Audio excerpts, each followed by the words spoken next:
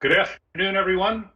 My name is Brian Winter. I'm the editor-in-chief of America's Quarterly and the vice president of policy for America's Society and the Council of the Americas. Sustainable economic development in the Amazon is basically the idea that the standing Amazon forest is a one-of-a-kind, priceless economic asset. That the forest needs to be conserved, not just because it's good for the planet, which of course it is, but because its bounty can help provide green jobs for the 35 million people who live in the Amazon basin throughout 9 different countries and be an economic engine for South America as a whole. And look, good things are already happening in this field. Products like acai, cocoa, plant products that are used to treat diseases, including glaucoma. On the latest cover of America's Quarterly, I hope you can see this, we used a photo of the pirarucu, which is a giant fish native to the Amazon that can grow up to 450 pounds. And it's kind of horrifying to look at, but it is delicious. I've had it in both Belém do Pará and at Figueira Hubayachi, which is a very swanky steakhouse in Sao Paulo, and there's huge export interest in Europe and the United States, as far away even as Saudi Arabia, much more than Brazil can currently provide. And there are other areas, such as cosmetics, coffee growing, and mining, that under the right conditions could also be done and are being done sustainably in the Amazon. So this is clearly a sector with potential to grow even further. How much potential? I don't know. And that's part of the reason we're here today. Because look, the environmental and moral case for sustainable growth in the Amazon is very clear. With green jobs, you benefit people who live in the Amazon, who have incomes, in the Brazilian case, 40% lower than the national average, and who are also very likely to be either Black or brown from historically underrepresented communities. And with green jobs, you can create a virtuous circle that can induce people to take better care of the forest. But if we're honest, on the economic side, there are huge obstacles. And I'll tell you, while researching this issue, we spoke with multiple investors, and they said, yeah, this sounds great, and there are islands of excellence, and there are things that are working well, but we just can't find enough good product. We just can't find enough good projects. We can't find enough scale. And they see obstacles, things like logistics, transport, taxes, regulations, and let's be honest, a Brazilian government in particular that is not doing a good enough job in protecting the forest itself. And without protection, without an end to deforestation, none of this works. So what is the true potential for sustainable development? What are the most promising areas for growth? What are the obstacles? And we have a great panel today to try to answer those questions. And I will introduce them one at a time as I come to them. I've asked them to keep their answers short, 2 to 3 minutes apiece, so that we can have a real conversation and cover a lot of ground. We'll also ask for your questions from the audience in just a little while. So the first question, I'd like to call on Beto Verissimo. Beto is the co-founder of Imazon, based in Belém do Pará in Brazil, and was also just a wonderful partner for us in helping put this issue together. Thank you, Beto, again, for just all of your help, which was instrumental. And my question for you, which I'm going to ask everybody just for this first round, is what do you see as the single biggest challenge currently facing sustainable development in the Amazon? I think deforestation and all aspects of illegality that surrounding. Without controlled deforestation, the reputation risk for companies to invest in a large scale in the Amazon will be high, will be very high. So I think unless we control and dramatically reduce and control deforestation, it will be hard to move development in the region. All right, that was short. Thank you, Beto. We'll come back to you for more on that. Let me go next to Marina Grossi. Marina is the president of the Brazilian Business Council for Sustainable Development. Marina, same question for you. What do you think the biggest challenge is right now facing sustainable development? you, Brian, for the invitation. Thank you all for the audience. I could not agree more with Beto. Is stop illegal deforestation. Why you'd say illegal deforestation? 2/3 of the Brazilian greenhouse gas emissions becomes from the land use and agriculture. So that is about 44% of our GAG, our greenhouse gas emission, that comes from deforestation. So, and if you think about the Amazon biome, it's more than 90% of illegal deforestation. So if you reduce only deforestation to zero, we will contribute to 80% of the Brazilian NDC target by 2030. So that's very meaningful. All right, thank you. Dennis Medev is the CEO of Bemol. He is also an extremely well-known angel investor in sustainable Amazon projects. So, Dennis, you see this from your perspective. I mean, what's the biggest obstacle?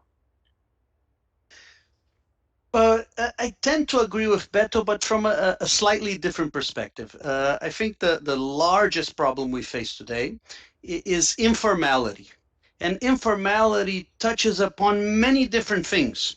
It's informality, of course, in terms of people not having licenses, let's say, to deforest, but also informality, people who sometimes are born without documents or who don't have a bank account or who don't have ownership of their own houses.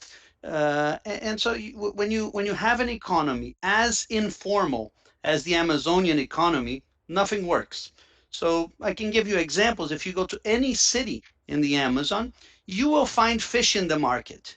That fish was captured illegally. You will see houses. They mostly were built illegally. Nobody can accumulate wealth. A basic attribute of a modern society is that you have a bank account and you have a job. Well, most people don't have jobs, or if they do have jobs, they're not registered. So you have a complete informality of the entire economy. Deforestation is just one aspect of this completely informal economy in which nobody generates wealth, nobody builds and accumulates wealth. And of course, as I say a byproduct, there is environmental destruction, but that is only a byproduct of a very, very bad system of generalized informality. All right, thank you for that. And then finally, last but not least, Andrea Alvarez is the Chief Brand Innovation International and Sustainable Officer for Natura, which is a Brazilian company which sources many of its products in the Amazon region. Andrea, same question to you. What do you see as the biggest challenge to further growth in this whole sustainable development sector?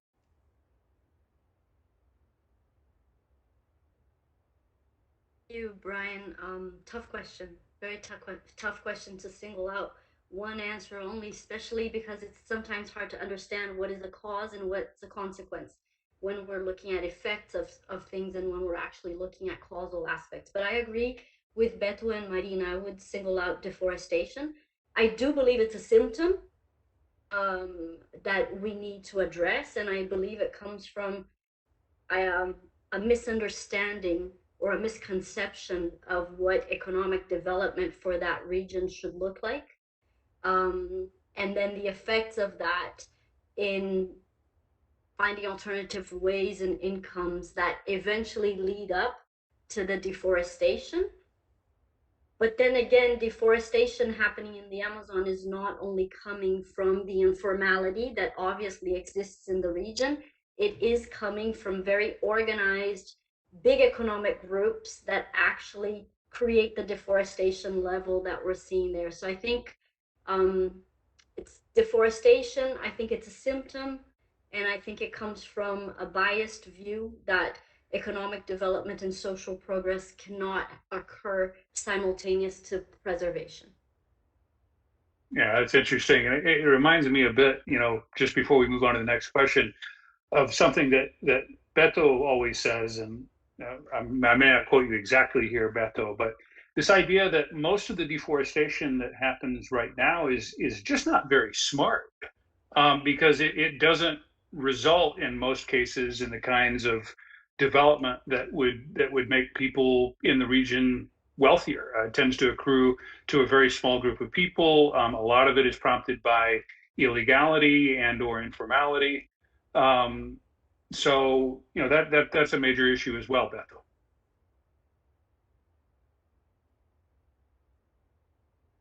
You're still on mute, my friend. Yes, I think the whole aspects of illegality, especially when you look at right now, gold mining, expansion, illegal logging, and land grabbing, that's a big problem. So in a sense, there is no need actually for any deforestation in the region. The deforestation has already so high, and the country, in the case of the Brazil, for example, the area that has been deforested, it's almost the size of Texas. So it's huge territory has been already clear cut. So deforestation actually is not help us in any sense, especially when you're talking about development.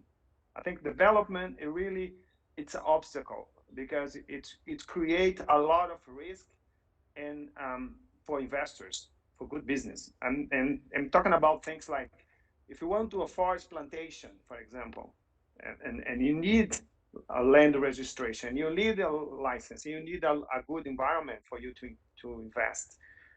So I think the whole aspects of moving economy in the region really needs and I think Brazil in the past almost and solved the problem. And so deforestation has moved down almost 80% up to 2012. So it's possible to solve it. It's possible to crack down deforestation. And I think the question of informality has also needs to be addressed. And as Dennis pointed out. So I want to come back to that and sort of later in the conversation when we talk about things the government and the private sector can do to help address some of these challenges that we've identified. But for now, and Andrea, maybe we could stay with you for this one.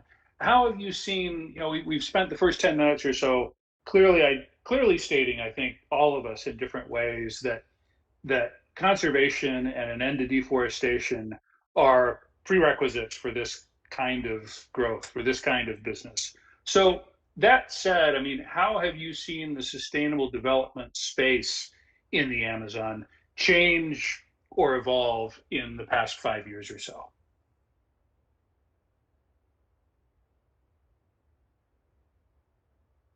What we've seen, I think we've seen different trends in different directions. On one end, in the past 5 years, I think we've seen a lot of a growth of attention towards the Amazon biome and the possibilities that it could provide in terms of both conservation of the stock of carbon and of natural capital, as well as the need for economic development and the growth of interest in bioeconomy at the same time that we've seen the resurgence of deforestation rates. So it's almost like contradictory.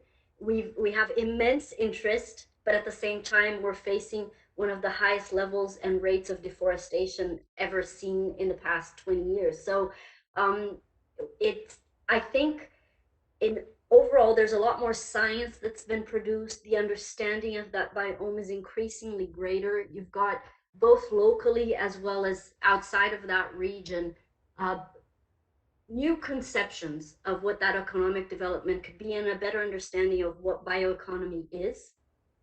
And I do think that is growing in terms of interest. And as globally, we've also increased our awareness and clarity on the urgency related to the climate emergency we are experiencing globally, and how the protection of biomes such as the Amazon is a need, and the growth of ESG. I think there's a whole bunch of good tailwinds that should foster the right approach.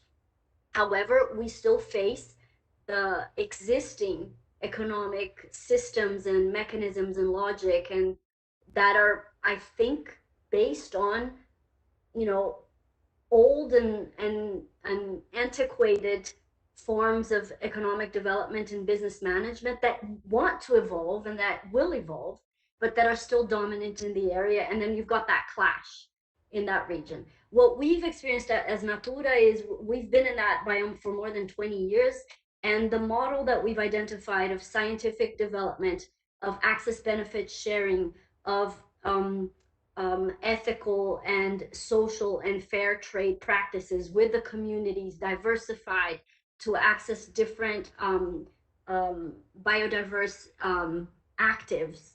And then that gives back to that territory and distributes that wealth in a way that makes that territory more resilient and therefore conserves the ecosystem is a proven model of success. And that I just think we need to make it more notorious and transfer that knowledge into other business sectors as a way to create more economic development that protects the environment as well. Yeah, that sounds right. I mean, it's consistent with what we came up with while we were researching this issue. And Marina, I mean, it sounds to me like what Andrea is describing, kind of you've got these global factors of much more importance being placed on ESG, plus some technological changes that have made it in some ways even easier to extract some of that natural wealth that is present in the Amazon, but that's bumping up against the local realities of rising deforestation and I'll say this. I mean, a certain stigma, particularly around the Brazil brand, keeping in mind that Brazil has about 2/3 of the Amazon territory because of these numbers that are heading the wrong way. Does that sound right to you, Marina? Is there more you'd add? Yes. Well, I think, it's changing and maybe faster than ever. Pressing by the consumers, by the investors, and by the opportunities that, a low carbon economy gives to, especially to Brazil, because Brazil has a very competitive advantage if you compare to any other countries in the world, especially our big asset is environmental. Of course, we have to put this together, social and environmental. If you're thinking about Amazon, is the poorest region that we have. So we have clearly a lot to do, and Dennis pointed a bit of that because we have a lot of informal economy. But I think it's changing completely, and I recognize, from the business sector, a second view, a second look for the Amazon biome. And I think all the Brazilians are giving this second look for the Amazon, recognizing this is part of our identity. I never saw before when we start, when the deforestation of the Amazon increased in 2019 and 2020, we launched a letter to stop the illegal deforestation. And this letter was signed initially by 38 CEOs. We have about 70 CEOs. And then we just started this letter. Natura is part of this letter, sign up, the CEO sign up also this letter.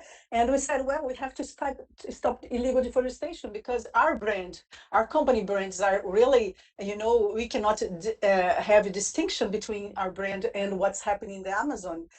We have less investors from abroad than we had before, and so and all these kind of things. So we launched this statement, and clearly and sooner it becomes a movement. And now we have 90 CEO signatures saying, well, we have to stop illegal deforestation. We are already doing a lot of things at the Amazon. We have to do more, but we are already doing a lot. And I think the big message was we know how to preserve and produce at the same time. We obey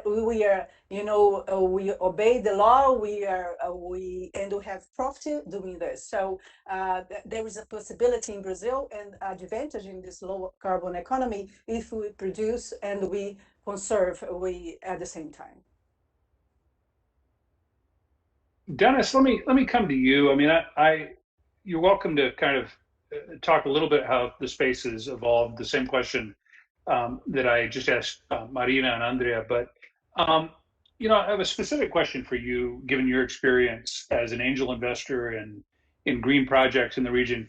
Many people attending today's event would like to participate in or fund sustainable development efforts in the Amazon, but they either don't know how or they've struggled to find the right opportunities. What advice would you give them? Well, I'd like to comment a little bit on the previous question. I slightly disagree on certain aspects. First, I think, if you look at the way the world looks at the Amazon, I think we have about 15-year cycles. The first one was, I'll call it the Chico Mendes cycle, late 80s, early 90s. And then you have what I'll call the Marina Silva cycle, early 2000s, and now perhaps the Bolsonaro cycle. And these are events that make the world look at the Amazon. I would say that the previous two events were unsuccessful. So unsuccessful that we're back here and we're having the same dialogues that we have had in the past. And I am not very optimist with this current cycle for a couple of reasons. One, there is a complete dissonance, and I'd call it a lack of empathy of the world when it looks to the Amazon. And I would include the rest of Brazil when it looks to the Amazon. And I've had this discussion with Beto before. For example, Bolsonaro had a very high level of voting in the Amazon in the last election. I usually point to Acre, where he had 68% of voting versus 2% for Marina Silva, which is, of course, a global icon on the topic. My reading is that this is partially a rejection of previous models. Now, I understand that that has not been the case for the entire Amazon, and that's an important distinction. For example, in Pará, the election went different. That's also an important topic. The distances within the Amazon are enormous. The comparison I like to make between Amapá and Acre, the distances are as far as the distances from Sao Paulo to Santiago or New York to Miami, and you wouldn't advocate similar policies. So you shouldn't in the Amazon as well. So there is a lack of empathy. I'll tell you, discussions with Brazilian CEOs, they'll talk about the Amazon and they'll talk about deforestation, but discussions within the region, the environmental aspect is not top of mind. We're facing a depression that started in 2015 when Brazil entered, a very difficult period. It continues to this day in the Amazon. My reading is that it has been much more severe. So I think there's a lack of empathy as the world looks to the Amazon and trying to understand, okay, what does the Amazon want? It's not just a victim. This region is not just a place where deforestation occurs. It's a place where people's dreams happen and people work. And I think there's a great distance between the way people think outside and the way people think inside, much larger than there used to be just a few years ago. Now, just to answer your question quickly, it's very hard to invest in the Amazon because everything is informal. So you run tons of risks. My family we've invested, today we have 2 mid to large size businesses, but we've invested in 50, 60 different businesses, and most of them did not pan out. We've been setting up angel investing funds and VC funds. There are a few. There's one that we just set up that, it's an opportunity. I see a lot of segments that look promising on paper, but the execution has been much harder. So let me come back to you because I have questions, but I want to distribute the word around a little bit. Beto, would you like to react to any of what Dennis just said?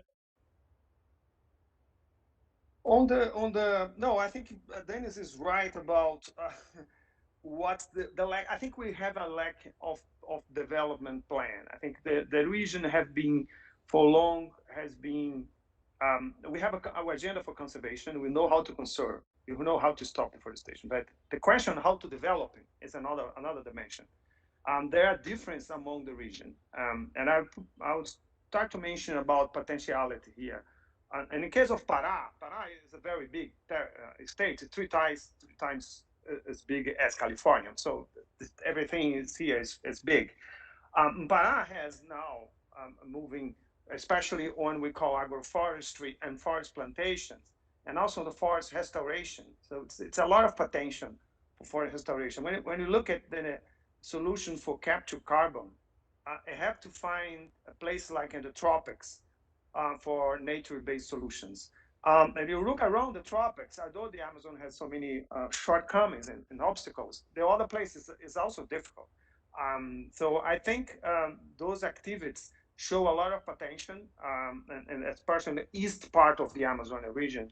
Other activities also on the mining, for example, industrial mining, not talking about the gold mining, I'm talking about industrial mining, iron, especially aluminum chain. So there is a lot of investments right now. So I think on the big picture, I agree with Dennis, but it's hard. It's important to see the difference on the region when you look at the opportunity for investment and lessons learned. Marty, I'd like to give you a chance to react to some of what's been said as well. Yeah, And yeah.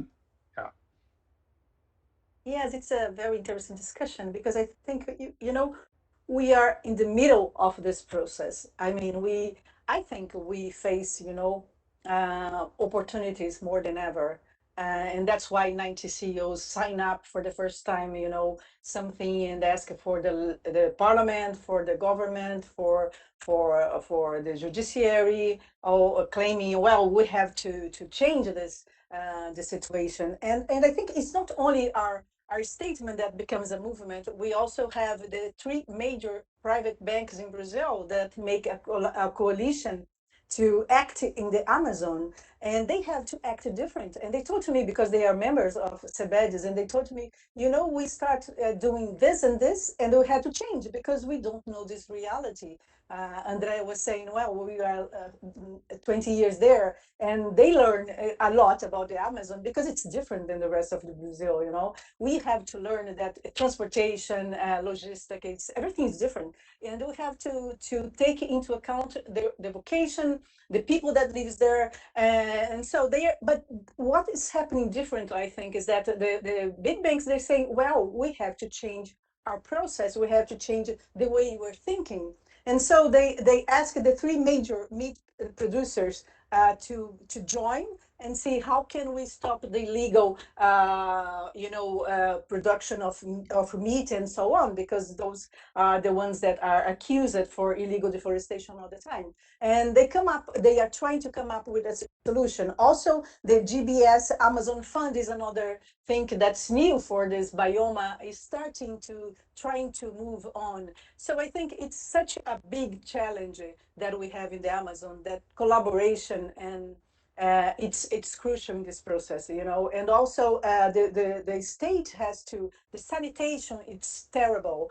Not only the legal situation, but all the education, sanitation, all that, the water, the fresh water. So I am more optimist because I think we have the pressure from the investors, we have the pressure for the consumers, because it's another standard. It's not that, well, let me do this way and I can ask for the government, I can ask for President Bolsonaro, and that will happen. No, because otherwise you don't, sell for Europe, you don't sell for the United States, you don't sell for Japan. So I think those things is a big pressure for business, those new standards, and I think that will come up with some different perspectives. I hope so in the next years. But it's a process, of course.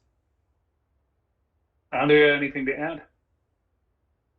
I really liked Dennis's provocation because I think he's right. This is not about a romantic ride into the Amazon. I mean, it's not an easy place to be or play. Having said that, it's far from impossible. It's hard. It requires a different mentality. It requires being able to work decentralized and with the local people, and that's not easy. It's definitely not easy. I mean, if you look at our value chain in the Amazon, we're in 11 different hubs in the region, in different areas of the Amazon region, 4 territories where we've invested in actually developing these territories. We operate with 7,000 families that provide the 40 different bioactives that we source from that region. And we need to make that work with a profit to provide the supply chain that we need to fulfill our demand of 2 million consultants distributed across Latin America. And I need to make sure that the patagua is harvested at the right time, and it's transformed into the oil that will become the shampoo or the conditioner and then arrive at someone's house eventually. And all of the logistics challenges that Marina was mentioning, they are a reality. Now we're heavily invested in the Amazon. Not only have we been there for 20 years, we've invested in a plant in Benevides. We've got scientific teams that live in the Amazon region. We've got agroforestry and agroecological experts that live in the Amazon. We've got a supply chain system that is set up there for it to work. And even with all of that, we've learned a lot. We've learned a lot. But I liked his comment on the lack of empathy, because I agree. I think we have a very distorted view of the Amazon, what it should be, what it shouldn't be. I think the Amazon navigates into this, magical, imaginary for people, either far away or, wild or whatever, and hard to, so I think we just don't know that biome well enough.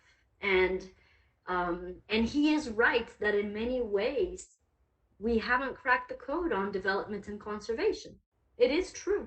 We haven't gotten there yet. We will need to find that balance between conserving and at the same time interacting with the forest and with its people in a way that promotes economic and social progress. And that we have not yet found a solution for, not on a scaled level. I also appreciated Dennis's comments, because I just think it's always good when people provoke on these panels, where sometimes it feels like everybody's kind of following a script and playing along. But I just want to make sure, and maybe as the moderator here, part of my job is to try to bring things into focus a little bit. What I heard, Dennis, were kind of 2 different points, and correct me if I'm wrong. The first one, when you talk about lack of empathy and the quote unquote failures that happened under the 2 previous cycles, is that maybe the outside world, and perhaps Brasilia as well, was so focused on the question of conservation and of stopping deforestation that they didn't think enough about the 28 million Brazilians who live in the greater Amazon area and the 35 million people who live in the Amazon basin. So that, as I understood it, that was kind of your first point, right? So then the second point, I just heard deep frustration from somebody who has invested in these projects that sound good on paper. And I alluded to this in my opening comments, and we've been sort of returning to it periodically ever since, that investing in this space is just super hard for a variety of reasons. So here's where we get to the part of the program. It sounds like you're nodding your head, so it sounds like I got this right. I mean, what do you see as kind of the main changes that need to take place, either in terms of what the government should do? And here, I mean, it's a Brazilian panel, so I assume, well, let's talk for the sake of argument mostly about the Brazilian government, but also about a mentality shift as well. I mean, what needs to happen for these investments that you've been making to be successful in the future? Well, I think you touched on the exact point that it's a mentality shift. So let's think about when humans have been great. America is a great example, and given the audience, I'd like to point to certain instances when America was particularly great. You can call them moonshots. Within a decade, you stepped on the moon, or you mobilized an entire country to win World War II and Project Manhattan and all that. And now COVID vaccines within a year these are incredible feats when people and a nation mobilizes itself to get something accomplished. Brazil has done similar things. For example, Brazil, through ITA, has developed an aeronautics industry where it probably made no sense to have one in São José dos Campos, and we did it. And we did it with Proálcool. We established an alcohol as for cars. We've also done it in the Cerrado to bring soy. I think we need moonshots for the Amazon, and we need to think big as a nation. The mistakes we've made in the past, I like to categorize them as we try to sedate the Amazon, as if you could give an anesthetic to a region for it to stop deforesting. Something like that will never work given human nature. People want to accomplish things, people want to build things. And what you need is a diuretic. You need glycose, but you need glycose directed in the right direction. So Beto mentioned, for example, reforesting.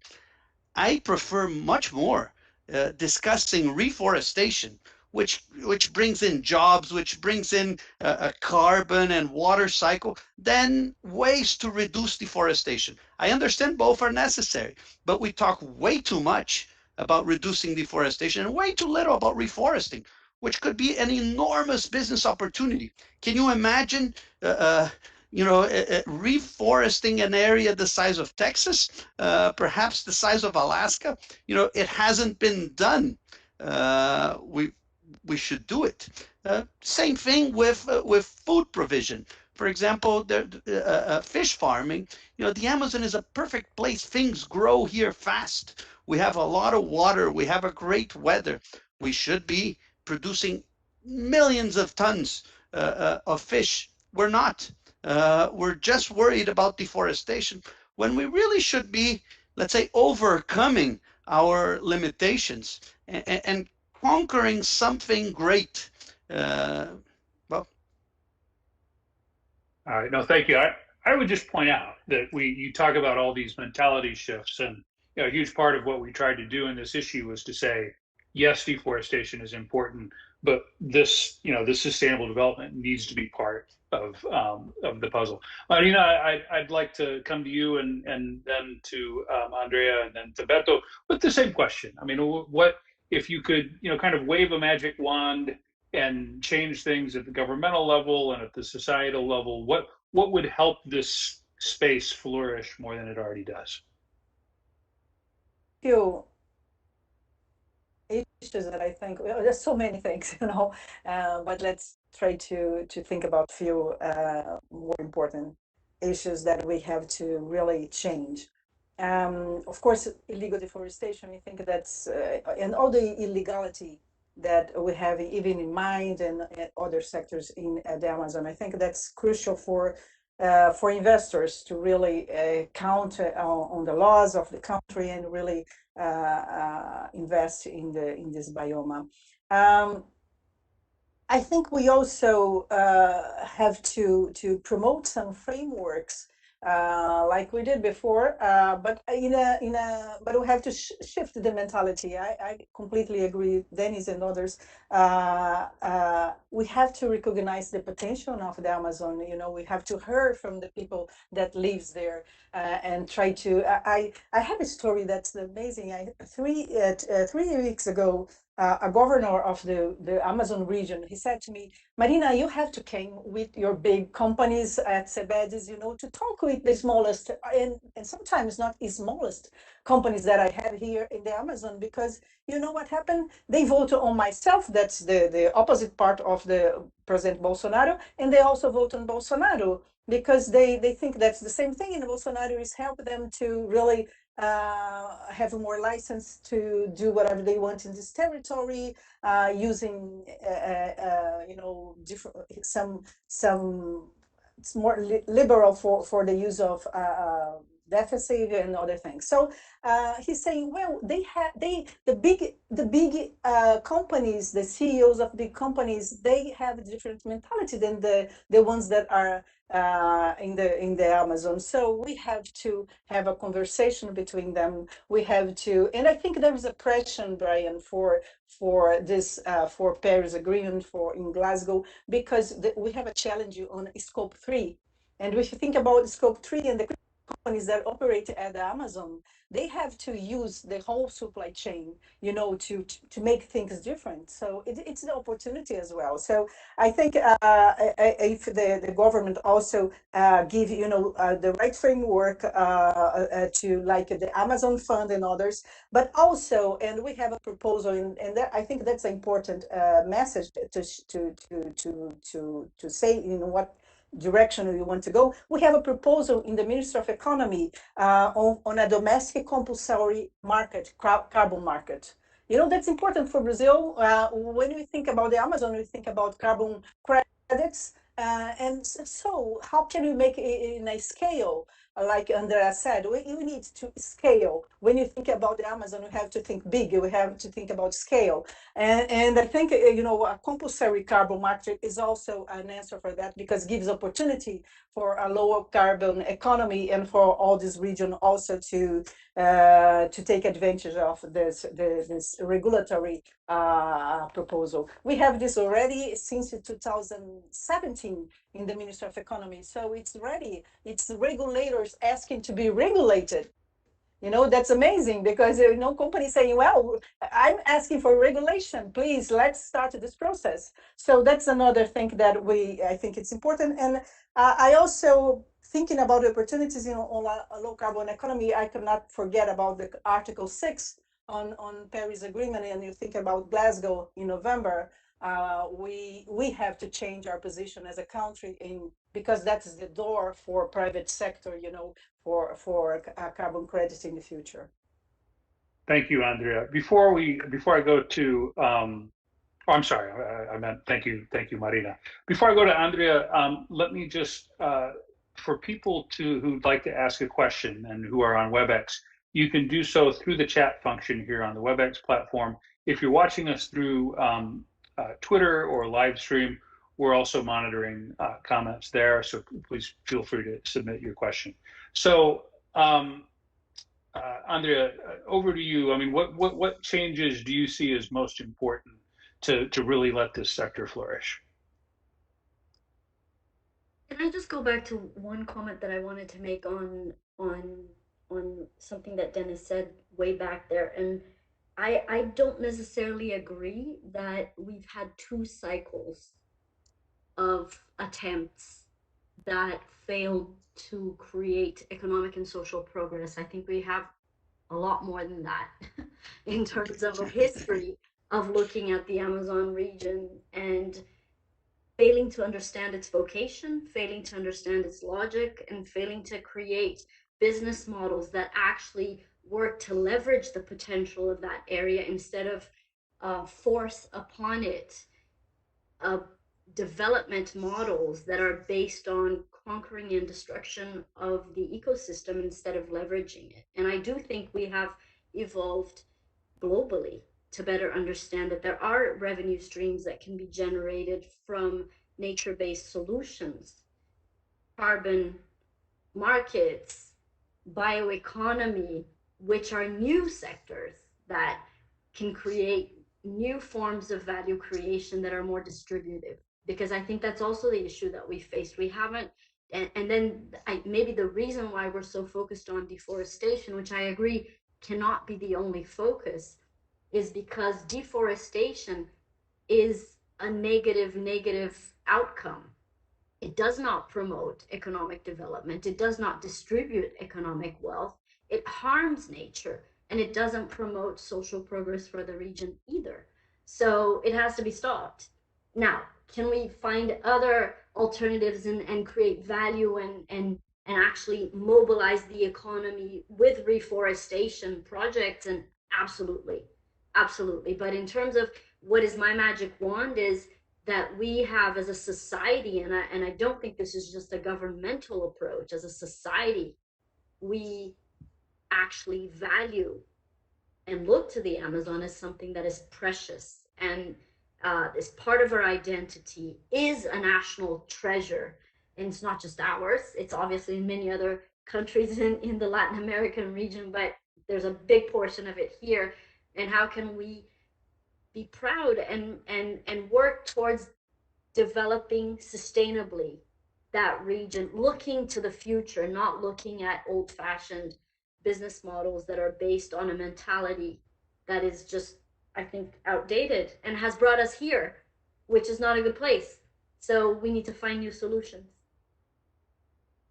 Yeah, and just to add to that, something that people don't always realize outside of Brazil, and I say this as an American who lived for 5 years in Sao Paulo, the Amazon can seem as far away from Sao Paulo as it can seem from here in New York, where I am now. And so there's a lot of, there's work that needs to be done there as well. Beto, just giving you also the chance to respond to this, and as well as things that have been said by the other panelists. I mean, what would you do if you could, if you had that magic wand? I think we just go a little bit, because I think it's important to why we have this conversation here, because the Amazon, it's critical for the planet. There is no way to achieve the Paris Agreement if you lose the rainforest, if you lose the tropical rainforest, especially in the Amazon, and we can lose easily and soon if things go in the direction that we are now. So definitely we need to conserve. To conserve, we need to develop, and I agree with that we need to find a way to develop the region based on economy that value the natural resource that the region has, tremendous resource. To do so, we need a we have to increase and improve our policy. We have a bad policy right now. 2/3 of the Brazilian Amazon belongs to the government. But government holds the territory. If the policy is wrong, the policy is promoting illegal occupation, deforestation, there is no solution the market can provide. So there is a need to have a better policy to face the problem. So market has a potential to play a role? Yes, absolutely. So many obstacles, as Dennis say, yes. We don't have budget in Brazil to make the transition for what Dennis say, and I agree. We have to have a 10-year kind of vision to bring the region for low development and social development that we have today, and a lot of illegality, for a place that's going to be more sustainable. And Brazil needs an international collaboration and cooperation in many fronts. And almost we need like kind of Marshall Plan that is going to be not cost as US did in the German after the Second War. It'll be much cheaper, but you need long-term investment and create the environment and the infrastructure, the ecosystem for development to flourish, education and all this stuff. So I think without have those kind of step by, if you don't put those pieces together, there will be no development, there will be no forest, there will be no Paris Agreement, and it will be in a hard time in the planet. So that's the region, and that has so many potentials. But to move forward, we need to fix it, the policy that we have, and we have to realize that we need international collaboration, cooperation, and we need development, and the type of development that Andrea mentioned, that I think a direction we have to go. We have about 15 minutes left and a great many questions. So let's do a lightning round with this if we can. One, and I'm not sure if this one's. Let me read the question, and we can think about who's best positioned to answer it. To what extent do the panelists think that expansion of broadband internet and mobile telephony, among other technologies, can help make this next phase or this next cycle more successful than those of the past? And I see Dennis enthusiastically raising his hand, and Andrea as well. So why don't we just go to Andrea first, and then to Dennis? I think digital infrastructure is fundamental for us to create the access to knowledge, the management of a very broad geographic area that is very hard to reach given its characteristics, and that can provide develop distributed development without you having to physically go to these places, and then rely on the populations that are already set in those places to do whatever is necessary, as well as you can take education, you can keep the people in the land, because one of the things that we see in the Amazon is the future generations want to leave their lands because they don't see the possibility of progress and of development, safety. So I think it would help on many fronts, on surveillance of the areas, on education access, on health access, and of knowledge access that can create, localized development in a series of different activities. So absolutely. Dennis. Well, I'll give you a few examples from our businesses, but I'll start by saying it's absolutely basic. And we're very far from that scenario. One of the moonshots that I generally propose is that we think about infrastructure, modern infrastructure, 21st century infrastructure, solar power, biogas for energy, electrify the economy. This should be the first place in the world where it should be viable, because transporting fuel across the Amazon is crazily expensive. Now, in terms of internet and access to data, I run a business that operates in 70 municipalities in the Western Amazon. And one of the major difficulties we have to operate, we operate stores. To operate stores is, lack of broadband. You don't operate a modern store in the 21st century without good internet. Now, you don't take a good store manager to a city where he doesn't have access, let's say, to Netflix or to FaceTime or to just the basic things that we are used to using anywhere. So you don't take a doctor there, you don't take an engineer there. They don't want to live there. Our stores also have pharmacies. So, for example, one of the issues we have is that there are no formal doctors in many of these municipalities. Some of the doctors are from Bolivia and they don't have a Brazilian license to operate. So we can't sell medicine because we don't have a real prescription. These are basic things, and we don't, telemedicine should be a solution. But again, only when you have decent internet connections. That is absolutely basic, and we're far from it. If you want to create an economy that works, you have to start by doing that. Manaus, for example, which has good enough connections, you have a ton of people who graduate from the university here, and they start working. Our business just lost an employee to do remote work for a company in Pittsburgh. An IT guy who was an expert in machine learning, well, he can work anywhere in the world. I'd love to see that happen, in the 70 municipalities. That can happen today in 1, 2, 3 municipalities at most. I have a question here from Sonia, and the question is, and maybe this one would be good for Marina. There's a lot of private capital focused on impact for the Amazon, but a lot of it tends to be international in nature. And the question is, are there good examples of getting local financial institutions or intermediaries who are creatively participating in terms of capital for this effort? I think we have to have a framework, that it's can be very welcome all the resource from abroad. What we have to do is to really face to the impact of this region and how it can benefit the people that lives there.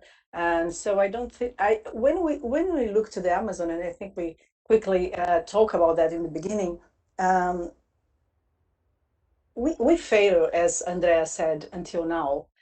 Even the left wing or the right wing, we fail. So we have to think about different. Is that the reason that a person can vote in one person from the left wing and from the right wing, because for them it's no different. So we have to think differently. And I think also we have to have a strong framework for all the capital, all the resources that can come, even from abroad or whatever. But that has to have impact from the region. That's the point. And I think we have to learn from the experience that Danny said, from the experience that Natura has, that Beto has, in the companies that are there already has. But I think I'm a bit optimist about what can happen, because there is a pressure for Brazil to take the opportunity for a low carbon economy, and for that sense, Amazon is crucial. We have to solve the main questions in the Amazon to start to have a new framework, to move on. Otherwise, if we don't think about Article 6 and the framework, we cannot move on. So I'm a little bit more optimistic, because I think there is like a green deal from society, not only from companies, but also from people, recognizing that's a great opportunity if you look for the future and not for the past. Beto, though, you and I have talked about this as well. I mean, and you've mentioned it here also. I mean, the number of financial institutions, large companies in Sao Paulo, within Brazil, who are taking interest in this space over the last year. I mean, I've sensed it, you've sensed it. There's an increase. I guess the question is, are they really putting money out there yet, or are they just sort of saying publicly that they think it's a good idea? Well, I think right now we can see the companies in Brazil very concerned about what's going on there, because as the greenhouse gas emissions increase in Brazil, mostly come from deforestation. Brazil has actually increased the emissions last year, although the economy was almost frozen because of the COVID crisis. Why it happened? Because deforestation was high and still very high. I think companies like forest plantations, for example, forest plantation, that was the best place to be. It's to locate the plants in the Amazon region, because that's a perfect place for in terms of growing tree. I got a lot of things on the agroforestry, especially on the cacao and chocolate market. So this is a huge market. Cacao is a plant that originates from the Amazon region, so it's a lot of genetic diversity here. Fishing, another way, and then so if the companies and some companies actually are invested. The mining, of course, because mining is in a good moment right now, so they have expansion investments on the mining company, especially iron. And you see a lot of investments as well on in terms of banking. The three major banks in Brazil launched an initiative called Plan Amazonia, Amazon Plan. So they are looking for potential investment. So the thing right now that concern, as I mentioned in the beginning, is the cancer. Cancer is the deforestation. The cancer, the presence of the cancer really inhibits a lot of good move. And I think it needs to be solved. And because otherwise there will be too risky for large investment. And I think that was my taking. And I'm a little bit optimistic that right now there is almost a broad understanding the region needs to be developed. As Dennis mentioned at the beginning, I fully agree that we need to have a better place for people to live in the Amazon, to more social progress, more generate incomes and jobs. Without this, it'd be hard to conserve the forest. So I think that's the point that most of people in the private sector are now talking about. So we only have 2 minutes left, but I can't resist the temptation to do just sort of one final, very quick round of comments. And I guess, as a conclusion, and there, maybe we can start with you. Where do you think this whole sector is going to be 10 years from now? Do you think it will be, when we talk about sustainable development in the region as a whole, do you think it will be the same size, more or less, it is right now? Do you think it will have prospered? I mean, do you think it'll look fundamentally different from the way it does today? It's what I wish and what will happen, what I hope for. So I'll just talk about what I hope for. I do hope that, yes, it grows. I hope that we find alternatives. I see many people, I don't think money is the issue right now for the Amazon. It's where to invest and in what solutions. So many people come to Natura to ask if they can partner with us, if they can actually give us money for projects and understand what projects that, you know, we, since we have a success story, if we can help out. So I do think it will grow. I think the bioeconomy potential in the world is huge. I think sustainability has come here to stay. It's not a fad. Um, I think we I don't think everything is a failure, and I wanted to say that. I mean, I think we have known how to protect the Amazon, and Beto is right. I mean, we've known how to do it, and for a period there, we were doing everything right. We were, you know, cutting back on criminality. We were developing regionally, and we were creating alternative solutions of bioeconomy development. But like democracy, it has to be continuously invested in and nourished. And I don't think there is an endpoint. So I think we can learn, we can use the lessons from the past, also the good ones, to reassess and then put them in motion for the 2030 we want and hope for. Thank you. Dennis, I'm almost afraid to ask. Um, I'm kidding. I mean, where do you see it 10 years from now? Just if, you know, 60 seconds. Well, 10 years, 15 years from now, if we're unsuccessful, we're having this exact same conversation, talking about how we can fix things. Now, I'm hopeful that we get an imagination. You know, I think we're completely lacking in imagination with what the Amazon should be. You know, we look to the Amazon and we see a problem, and we'd like the problem to go away. If that is the perspective, and I think that continues to be the perspective, I think we'll be back in 15 years talking about it. If we get an imagination, I think we have a chance to build something completely different and magical. You know, you talk about the Amazon as this great place for biodiversity, you know, something that belongs to humanity. Well, it should be productive for humanity, not just as a store of carbon. It's such a sad destiny for the Amazon just to be a store of carbon. We should be so much more. So, I mean, I'm hopeful if we get an imagination. Marina, to you, final thoughts?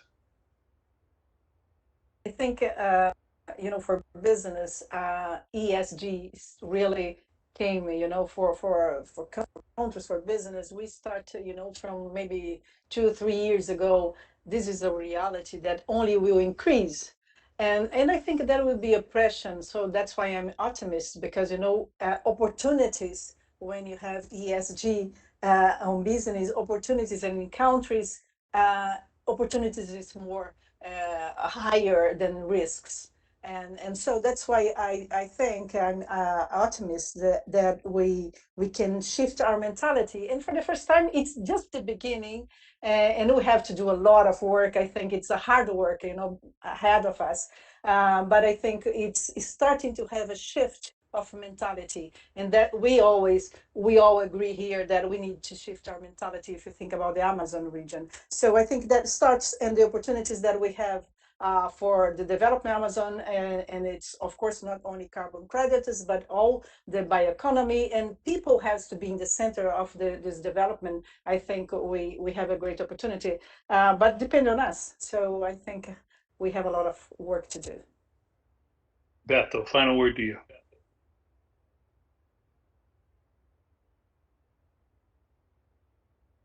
Okay. I see 10 years from now more prosperity and more forest cover, more opportunity for development. I think the region has so much importance for the planet, and the challenge that we have ahead in terms of development is something that we can overcome if you solve the problem that we face now as deforestation, and move and follow basically the blueprint that Dennis presented so well here. I like a panel that is honest. I like a panel that is thoughtful. I like a panel where there's some debate and even some disagreement. So I was very happy with the way this went today, and I hope all of you who joined us were too.